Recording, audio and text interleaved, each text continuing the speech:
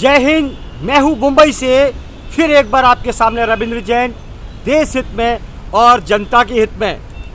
माननीय सर्वोच्च न्यायालय जी और मुंबई उच्च न्यायालय जी, आखिर भ्रष्टाचार कब खत्म होगा, ये सवाल हमने बार बार आपको पूछा है, लेकिन यहाँ तो ऐसा माहौल है कि सवाल पूछने वाले को निपटा दिया जाता है। आखिर जीने का अधिकार क्या भ्रष्टाचारियों को है, क्या वसूली बाजों को है? माननीय सर्वोच्च न्यायालय जी, हमारे देश की सीमाएं जल सेना, वायु सेना और थल सेना, हम इनके ऊपर विश्वास करते हैं, इसीलिए हमारा देश सुरक्षित है और व्यवस्थित है। लेकिन देश के अंदर के जो हालात हैं वो बहुत खतरनाक हो चुके हैं। माननीय, यहाँ पर सत्ता पर ज़्यादा से ज़्यादा लोग, शासन प्रशासन के जो लोग हैं वो ज़्यादातर वसूलीबाज हैं, ड्रग्स के बड़े बड़े कारोबार करने में पार्टनर हैं। इनकी वजह से देश की आम जनता बहुत परेशान हो चुकी है। माननीय, देश की पिक्चर आप तक नहीं पहुंच पाती। माननीय, देश की हकीकत आप तक नहीं पहुंच पाती। आप तक तो वो लोग पहुंचते हैं जिनके पास भर भर के थैले होते हैं, जो अपराध करने के बावजूद भी भर भर के थैले देकर छूट जाते हैं। यह है एक कड़वा सच कि आम आदमी अगर कोर्ट में जाता है तो उसे ज़िंदगी भर तारीख पर तारीख मिलती रहेगी, क्योंकि उसके पास पैसा नहीं है। एंड के अंदर जेल में वो सड़कर मर जाएगा। हमारे भारत की कानून व्यवस्था, ये कानून और प्रशासन के लोग न्याय दिलाने के लिए बैठे हैं, सत्ता पर आते हैं देश को चलाने के लिए, जनता को न्याय देने के लिए, परंतु ये हफ्ताखोरी में शामिल हो जाते हैं। माननीय, ये कड़वा सच है जिसे आपको सुनना पड़ेगा। हमारे देश के अंदर ज़्यादा से ज़्यादा जो अपराध होते हैं, उन अपराधों में शासन प्रशासन के लोग पूरी तरह से शामिल हैं।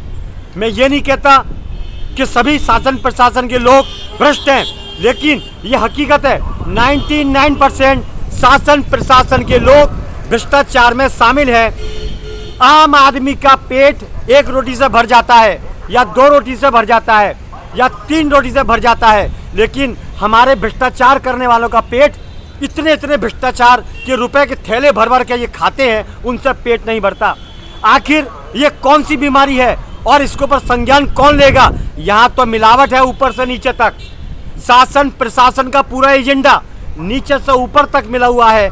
जो कंप्लेंट करने जाता है उसका फोटो दिखा दिया जाता है, उसको भी निपटा दिया जाता है। माननीय सर्वोच्च न्यायालय जी, आपको ये गंदगी साफ करनी पड़ेगी, अन्यथा देश के अंदर फिर वापस से माहौल पैदा होगा।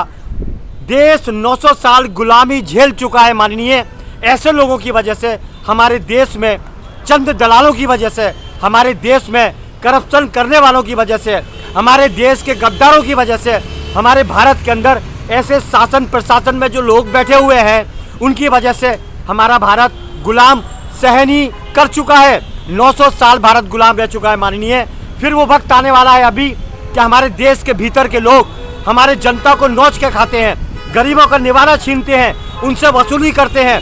ड्रग्स का कारोबार में पार्टनरशिप है। जो सत्ता के लोग हैं, शासन प्रशासन के लोग हैं, अगर ऐसा गैर कानूनी काम करेंगे तो अपराध कभी नहीं मिटेगा। यह अपराध कभी नहीं मिटेगा। अपराधों का गढ़ बन चुका है भारत। क्या अफगानिस्तान बन चुका है? क्या तालिबान बन चुका है? बड़ा शर्म का विषय है।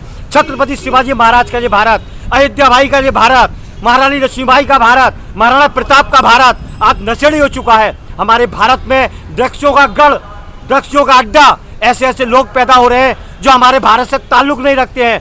ये भारत शास्त्रों का है, ये भारत पुराणों का है, ये भारत ऋषि किशों का है। यहाँ भगवान का वास है, यहाँ भगवान का निवास है, ये कृष्ण की भूमि है, ये राम की भूमि है। लेकिन आज दैत्यों का गढ़ बन चुका है, यहाँ लुटेरों का गढ़ बन चुका है। ड्रग्स की नदियाँ बहती हैं। इस भारत पे दूध की नदियाँ बहती थी, लेकिन आज दारू के अड्डे, ड्रग्स की नदियाँ, नशे के कारोबार जो हमारे बच्चों को, नौजवान पीढ़ी को खत्म करने पर आमादा है। ये षड्यंत्र है। माननीय, ये षड्यंत्र है हमारे नेताओं का और शासन प्रशासन का, जो हमारे देश को बर्बाद करना चाहते हैं, हमारे देश को फिर से गुलाम बनाना चाहते हैं।